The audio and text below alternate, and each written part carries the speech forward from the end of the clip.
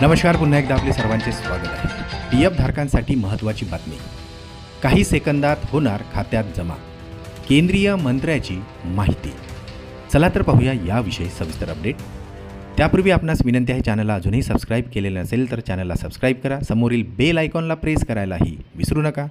अत्यंत महत्त्वाची आणि कामाची बातमी आपल्या सहकारी मित्रांना शेअर करायला विसरू नका। कर्मचारी भविष्य निर्वाह निधी संघटनेने सदस्यांसाठी एक अत्यंत महत्त्वाचा आणि एक मोठा निर्णय घेतलेला आहे। नव्या सुधारित प्रणाली अंतर्गत आता पी एफ धारकांना खात्यातील रक्कम थेट आता UPI-द्वारे काढता येणार आहे।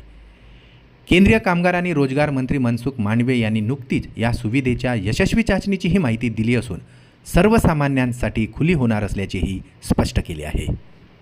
सध्या PFचे पैसे काढण्यासाठी 7 ते 10 दिवसांचा कालावधी लागतो। तसेच 1 लाख रुपयापेक्षा जास्त रक्कम असल्यास मॅन्युअल पडताळणी करावी लागते।